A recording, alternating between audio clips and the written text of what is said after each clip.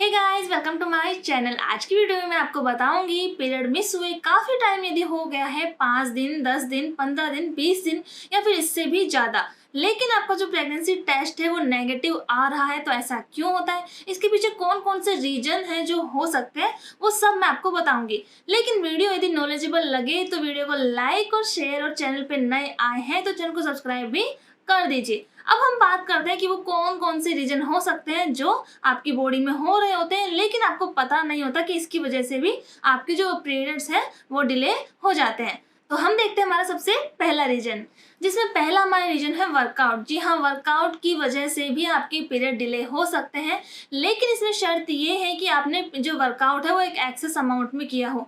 अक्सर हम क्या करते हैं, हम घर पे वर्कआउट करना स्टार्ट करते हैं या फिर हम जिम में वर्कआउट करना स्टार्ट करते हैं, लेकिन हम किसी ट्रेनर की मदद नहीं लेते हैं, जिसकी वजह से हम जो वर्कआउट है वो एक्सेस अमाउंट में कर लेते हैं। तो ये एक बहुत बड़ा रीजन हो सकता है आपके पीरियड डिले होने का। नेक्स्ट हमारा रीजन है पेन किलर्स। जी हाँ, पेन किलर्स से भी आपके जो पीरियड है वो डिले हो सकते हैं। अक्सर हमारे जो पीरियड आते हैं तो उस टाइम पे हम लेते हैं पेन किलर्स। अब पेन किलर यदि आप लेते हैं उस टाइम पे तो उसमें दो शर्तें होती है। पहला तो ये कि यदि आप उसी पेन किलर को हमेशा से लेते आए हैं तो काफ़ी कम चांस होते हैं कि आपके जो पीरियड है वो डिले होंगे। लेकिन यदि आपने एक नए ब्रांड का जो पेन किलर है वो ये लेना जस्ट स्टार्ट किया है तो वो एक रीजन हो सकता है जिसकी वजह से भी आपके पीरियड थोड़ा टाइम डिले हो सकते हैं। थर्ड आपका रीजन है थायराइड। थायराइड यदि बढ़ा है या फिर थायराइड घटा है, रीजन कुछ भी हो, यदि थायराइड इम्बैलेंस है आपकी बॉडी में तो ये आपके जो हार्मोन्स हैं उनको भी इम्बैलेंस करेगा, जिसकी वजह से भी पीरियड आपके इर्रेगुलर हो जाएंगे। किसी किसी के पीरियड इस टाइम पे बहुत जल्दी आ जाते हैं तो किसी के पीरियड बहुत ज़्यादा लेट हो जाते हैं। कोई भी सिचुएशन आपके साथ हो सकती है, तो ये भी एक अच्छा रीजन हो सकता है कि आपके पीरियड डिले हुए हैं। तो नेक्स्ट आपका रीजन है फीडिंग। यदि आप एक न्यूली मॉम्स हैं, आपकी डिलीवरी जस्ट हुई है, उसके बाद में मान लीजिए कि आपके पीरियड जस्ट आना स्टार्ट हो चुके हैं, लेकिन इसके बाद भी आपके पीरियड इरेगुलर रह सकते हैं यदि आप अपने बेबी को फीड कराते हैं तो। क्योंकि यदि हम बेबी को फीड कराते हैं तो हमारी बॉडी में से प्रोलैक्टिन जो हार्मोन है वो काफ़ी मात्रा में बनने लगता है, जिसकी वजह से भी हमारा जो पीरियड है वो काफ़ी ज़्यादा इरेगुलर हो सकते हैं। इसके बाद हो सकता है कि आपके पीरियड 1 महीने आए, उसके बाद में 2 महीने, फिर 3 महीने ना आए, उसके बाद दोबारा से आना स्टार्ट हो जाए। यानी कि धीरे धीरे आपके जो पीरियड है वो इम्बैलेंस हो जाएंगे।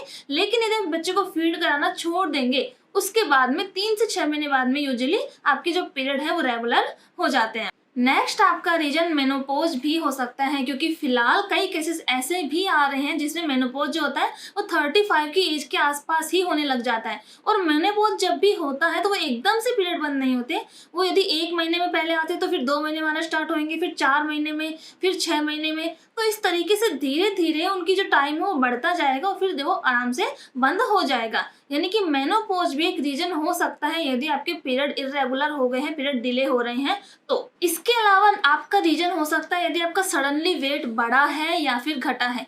1-1.5 किलो वेट बढ़ा है तो मैं उसकी बात नहीं कर रही हूँ। यदि आपका 1 महीने में 4 किलो, 5 किलो, फिर इससे भी ज़्यादा वेट बढ़ गया है या फिर घट गया है तो उसकी वजह से भी आपका जो पीरियड है वो बहुत ज़्यादा डिले भी हो सकता है। इसके अलावा एक कॉमन रीजन अक्सर ये भी आ रहा है कि जो बर्थ कंट्रोल पिल्स होती हैं, जो डॉक्टर आपको ये एडवाइज करते हैं कि आपको 6 मंथ तक लेनी चाहिए, उसके बाद में कुछ टाइम का आपको गैप लेना चाहिए। लेकिन महिलाओं में अक्सर क्या होता है कि वो पिल्स के साथ ज़्यादा कंफर्टेबली महसूस करती हैं, इसकी वजह से उन्हें याद नहीं रहता कि हमें पिल्स बंद भी करनी थी। तो वो 7 महीने, 8 महीने, फिर 10 महीने तक कंटिन्यूसली जब उस पिल्स को लेते रहेंगे तो ये भी एक रीजन हो सकता है कि आपका जो पीरियड है वो बहुत ज़्यादा डिले होने लग जाए। इसलिए एडवाइज आपको ये की जाती है कि यदि आप बर्थ कंट्रोल पिल्स लेती हैं तो 6 मंथ तक लीजिए, उसके बाद में 1 से 1.5 महीने तक आप उसे गैप लेके फिर दोबारा उसे रिस्टार्ट कर सकते हैं। इसके अलावा एक रीजन ये भी हो सकता है कि जो बर्थ कंट्रोल इंजेक्शन जो आजकल प्रचलन में है, जिनका जो टाइम होता है वो 1 से 3 महीने तक होता है,